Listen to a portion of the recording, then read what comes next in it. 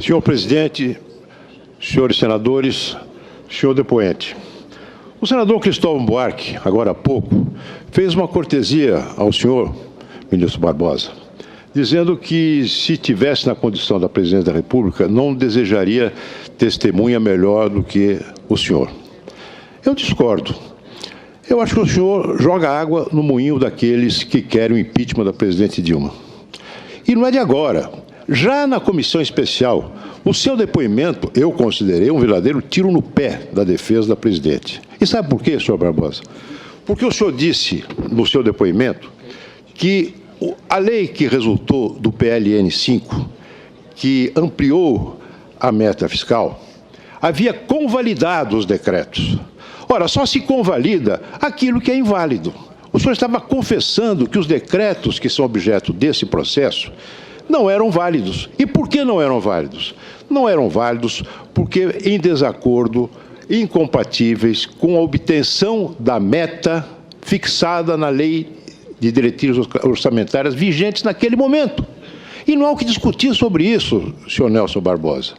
Os decretos eram incompatíveis com a meta, tanto é assim que a presidente Dilma envia para o Congresso uma proposta, um projeto de lei, alterando a meta, aumentando.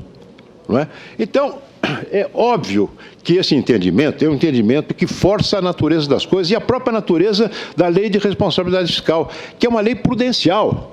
Porque se houvesse sentido em convalidar atos irresponsáveis, atos irregulares, depois já no final do exercício fiscal, então para que valeria a lei de que valeria essa disposição da LDO e da lei de responsabilidade fiscal? Valeria apenas para exonerar os governantes irresponsáveis, somente para isso. É claro que o presidente pode mudar a meta, ampliar a meta ou dobrar a meta, como disse certa vez a presidente da República.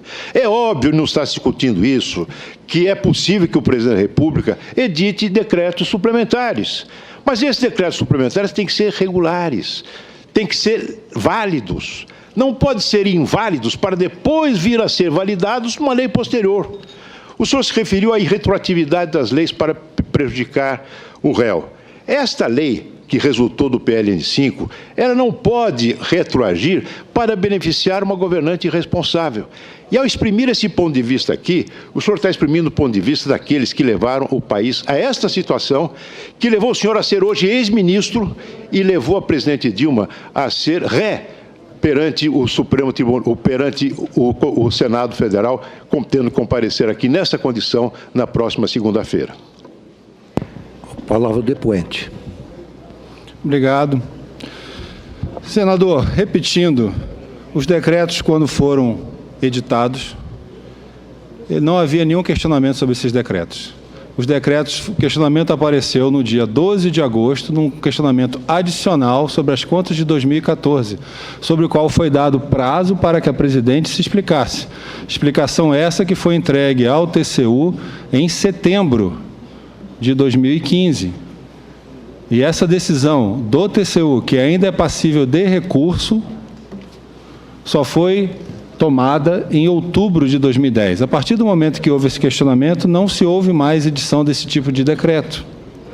No meu depoimento na Comissão Especial do Impeachment, eu disse que mesmo se essa interpretação fosse verdadeira, o que eu discordo, ainda assim, a validação, a aprovação da lei, após a decisão do TCU, já restaria suficiente para validar esses decretos. Não vejo como isso pode ser uma contradição.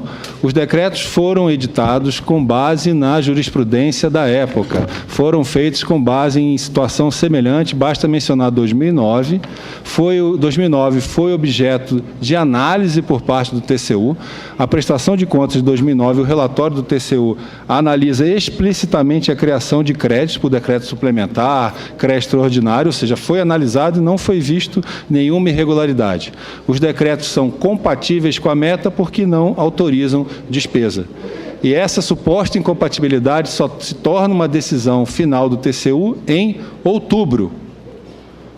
E aí vem a mudança da meta em dezembro. Então, no momento que os decretos foram editados, eles estavam, sim, amparados legalmente pelo entendimento da aplicação da lei, por tudo que havia sido feito em anos anteriores.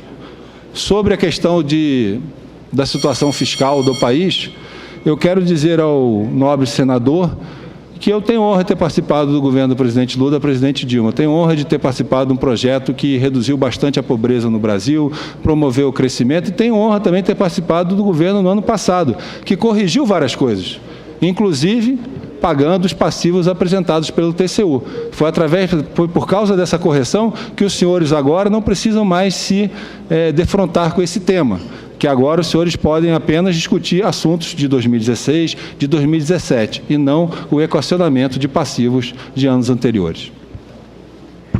Senador Aloysio Nunes, para a réplica. Eu vejo nesses pagamentos a homenagem do vício à virtude. Mas eu quero dizer ao senhor que vem repetindo ad nauseam, sem parar, o fato de que o TCU já havia em situações similares autorizado a edição de decretos com base num projeto de lei e não na lei em vigor, que ninguém pode ignorar, e muito menos o presidente da República. Eu quero ler o que diz o relatório do TCU. Eu quero ler, está aqui no relatório do senador Anastasia. Ninguém pode interpretar melhor o TCU do que o próprio TCU, assim como ninguém pode interpretar o senhor Ivan Marques melhor que o Ivan Marques. Veja bem, eu cito o TCU. Nossa apreciação das contas de 2014. É fundamental enfatizar que a abertura de créditos suplementares em situação de necessidade de contingenciamento, tendo em vista a pendência de apreciação de projetos de lei, reduzindo a meta de resultado primário, situação em desacordo com o artigo 9º da Lei de Responsabilidade Fiscal e ocorrida em 2011, consoante declarado pela AGU, não foi objeto de cumprimento da lei orçamentária, que constitui, sim, crime de responsabilidade. Depoente com a palavra. Desculpe, senador. A palavra está com o depoente. Depoente com a palavra.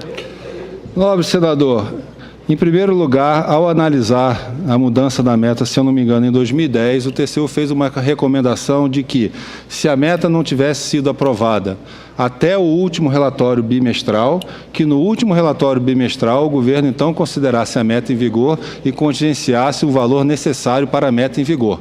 E isso foi feito no último bimestre de 2015.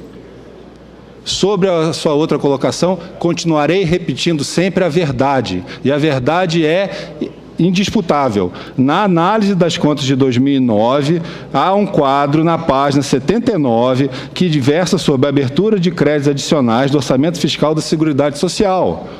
Faz parte da análise das contas de 2009. É uma tabela, as pessoas podem verificar. Lá está, o total de créditos adicionais abertos em 2009, 123 bilhões e 700 milhões de reais. Desses, 260,8 bilhões de créditos suplementares. Eu não estou inventando isso, senador. Está na análise das contas do TCU. Essa é a verdade e eu continuarei repetindo a verdade sempre, aqui e em qualquer lugar. Senador Magno Malta, com a palavra.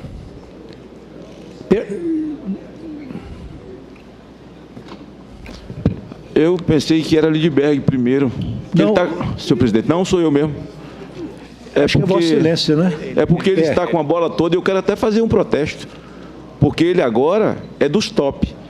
Que Renan almoçou com Dilma, jantou com Temer e ontem com ele. Quer dizer, eu sou baixo clero. Eu quero requerer meu direito. Eu quero requerer meu direito. Não, mas eu falei sério, não brinquei, não. É uma brincadeira. Estava na televisão, eu não inventei nada, não. Foi uma brincadeira, foi uma brincadeira. Então tá, mas jantou, ó.